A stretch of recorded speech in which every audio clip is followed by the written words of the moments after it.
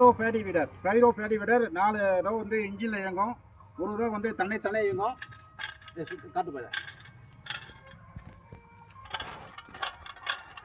இது தன்னை இயங்கும். மொத்தம் 5 ரோ. 2 சோக் இன்ஜின் மாட்டியிருந்தாக்கா 71 சிசி 2 சோக் இன்ஜின் மாட்டியிருந்தாக்கா 25,000. 4 சோக் இன்ஜின் மாட்டியிருந்தாக்கா 28,000. ஃபைரோ பேடி விடர் 6 வரிசை நட மிஷின். 6 ரோ நட மிஷின் நட்டுனா மட்டும்தான் 5 ரோ ஓட்ட முடியும். 4 ரோ நட மிஷின் நட்டுனாக்கா 5 ரோ பேடி விடர் போட்டு ஓட்ட முடியாது. 4 ரோ பேடி விடர் 4 ரோ நடு மிஷின் நட்டுந்தாக்கா 3 ரோ மிஷின் வாங்கி ஓட்டலாம்.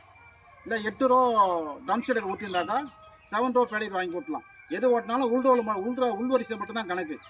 அதனால் வெளி வரிசை ஓட்ட விடாது, அர்ஜென்ட் ஓட்ட விடாது, உள் வரிசை மட்டும் தான் ஓட்டணும். இப்போ வந்து 6 வரிசை நட்டுந்தாக்கா உள் வரிசை 5 வரிசை, அதுக்கு இது செட் ஆகும்.